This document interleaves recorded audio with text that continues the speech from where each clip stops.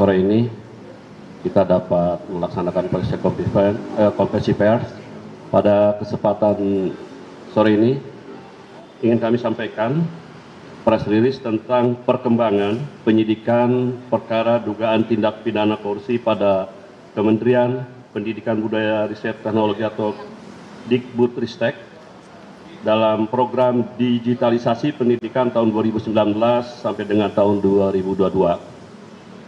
Penyidik pada Gedung Bundar sebelumnya telah menetapkan tersangka terhadap 4 tersangka, dan dalam perkembangannya penyidik melakukan pendalaman, pemeriksaan dan pemanggilan terhadap para saksi kurang lebih 120 dan juga 4 ahli.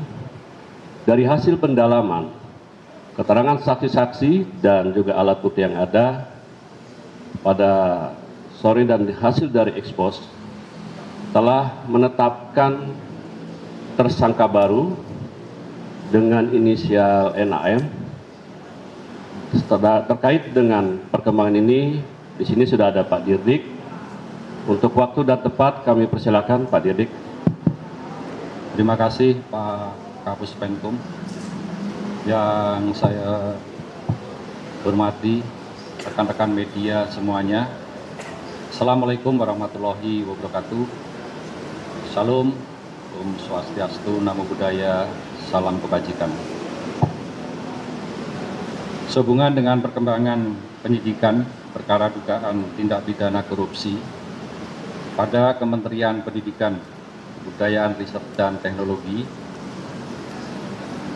dalam program digitalisasi pendidikan tahun 2019 sampai dengan tahun 2022, dapat kami sampaikan bahwa berdasarkan hasil pemeriksaan dan alat bukti, yaitu berupa keterangan saksi, ahli, petunjuk, dan surat, serta barang bukti yang telah diterima atau diperoleh tim penyidik pada Jampisus, pada hari ini kembali menetapkan 1 orang tersangka dengan inisial NAM selaku Menteri Pendidikan, Kebudayaan, Riset, dan Teknologi Republik Indonesia periode tahun 2019-2024. Perbuatan yang dilakukan oleh tersangka NAM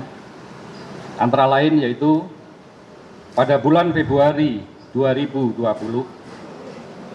NAM yang saat itu menjabat sebagai Menteri Pendidikan dan Kebudayaan, Riset, dan Teknologi melakukan pertemuan dengan pihak dari Google Indonesia dalam rangka membicarakan mengenai produk dari Google, yaitu dalam program Google for Education dengan menggunakan Chromebook yang bisa digunakan oleh kementerian, terutama kepada peserta didik. Dalam beberapa kali pertemuan yang dilakukan NAM dengan pihak Google telah disepakati bahwa produk dari Google, yaitu Chrome OS dan Chrome Device Management atau CDM, akan dibuat proyek pengadaan alat teknologi informasi dan komunikasi atau TIK. Dalam mewujudkan kesepakatan antara NAM dengan pihak Google Indonesia, selanjutnya pada tanggal 6 Mei 2020, NAM mengundang jajarannya, diantaranya yaitu H selaku Dirjen PAUD Dikdasmen, T selaku Kepala Badan Litbang Kemendikbudristek, JT dan FH selaku staf khusus menteri telah melakukan rapat tertutup, yaitu melalui via Zoom meeting, dan mewajibkan para peserta dalam menggunakan handset atau alat sejenisnya yang membahas pengadaan atau kelengkapan alat TIK, yaitu menggunakan Chromebook sebagaimana perintah dari NAM. Sedangkan saat itu pengadaan alat TIK ini belum dimulai. Untuk meloloskan Chromebook produk Google, Kemendikbud sekitar awal tahun 2020, NAM selaku Menteri menjawab surat Google untuk ikut partisipasi dalam pengadaan alat TIK di Kemendikbud. Padahal sebelumnya surat Google tersebut tidak dijawab oleh Menteri sebelumnya, yaitu ME, yang tidak merespon karena uji coba pengadaan Chromebook tahun 2019 telah gagal dan tidak bisa dipakai untuk sekolah garis terluar atau daerah terluar tertinggal terdalam 3T. Atas perintah 6 dalam pelaksanaan pengadaan TIK tahun 2020 yang akan menggunakan Chromebook, SW selaku Direktur SD dan M selaku Direktur SMP membuat Juklat yang spesifikasinya sudah mengunci, yaitu Chrome OS. Selanjutnya tim teknis membuat kajian review teknis yang dijadikan spesifikasi teknis dengan menyebut Chrome OS. 6 pada bulan Februari 2021 telah menerbitkan Permendikbud nomor 5 tahun 2021 tentang petunjuk operasional dana alokasi khusus fisik reguler bidang pendidikan tahun anggaran 2021 yang dalam lampirannya sudah mengunci spesifikasi Chrome OS. Ketentuan yang dilanggar: 1. Peraturan Presiden nomor 123 tahun 2020 tentang petunjuk teknis dana alokasi khusus fisik tahun anggaran 2021. Kedua, Peraturan Presiden nomor 16 tahun 2018 sebagaimana telah diubah dengan Peraturan Presiden nomor 12 tahun 2021 tentang pengadaan barang jasa pemerintah. Ketiga, Peraturan LKPP nomor 7 tahun 2018 sebagaimana telah diubah dengan Peraturan LKPP nomor 11 tahun 2021 tentang pedoman perencanaan pengadaan barang jasa pemerintah. Kerugian keuangan negara yang timbul dari kegiatan pengadaan TIK diperkirakan senilai kurang lebih 1.980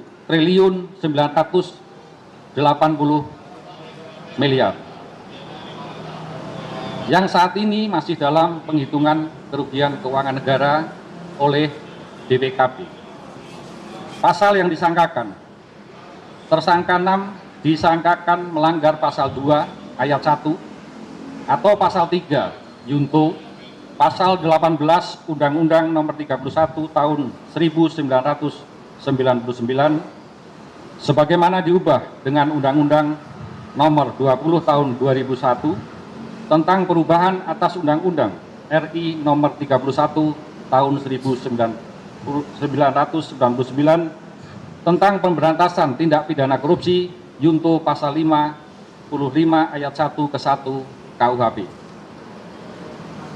Untuk kepentingan penyidikan, tersangka NAM akan dilakukan penahanan di rutan selama 20 hari ke depan sejak hari ini tanggal 4 September 2025 bertempat di Rutan Salimba Cabang Kejaksaan Negeri Jakarta Selatan.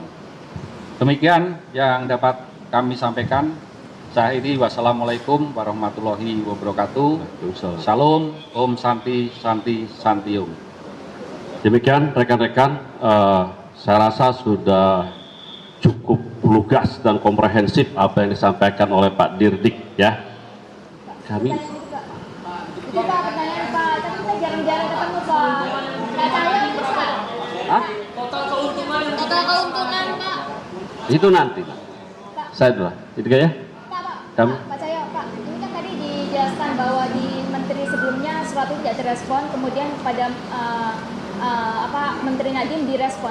Apakah memang ada kedekatan khusus dengan Google, dengan pihak tertentu keduanya? Terus Pak soal Mbak, itu yang kedua soal investasi nih Pak, benar nggak sih Pak yang sekitar April itu ada investasi dari Google sekitar $100 juta, dan di mana peran Google sejauh ini? Karena kan sudah disebutkan tadi bahwa ada kerjasama lah Pak.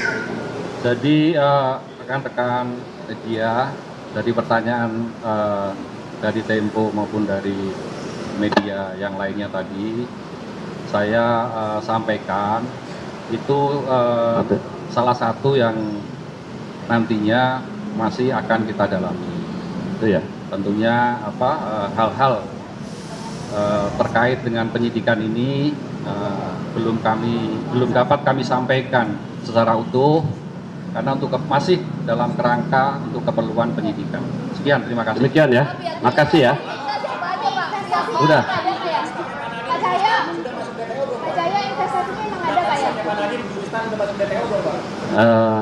Nanti dulu ya. Kita kan fokus ke ini aja dulu ya. Sudah. Pak Dirdik masih ada kegiatan lagi ya. Makasih ya.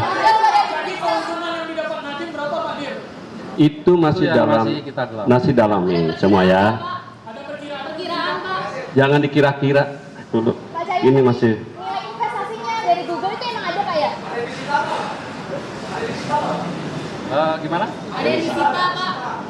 Yang pasti kita lakukan penyitaan sudah, yaitu dalam tadi sudah saya sampaikan, tentunya yang terkait dengan penyidikan ini, surat, dokumen, ya, terkait dengan pengadaan di Kemendikbud ini. Pak, tapi investasinya Baik. emang ada kan Pak? Pak Cahaya, nilai investasi Teman-teman. Google ke Gojek itu emang ada kan Pak? kan nanti itu masih didalami nanti Mbak Jihan ya. Oke? Saya cukup sekian ya. Udah ya. Mohon kerjasamanya, ini masih dalam tahap penyidikan. Biarkan penyidik mendalami lebih dalam lagi ya. Makasih. Wabillahi taufiq walhidayah. Wassalamualaikum warahmatullahi wabarakatuh.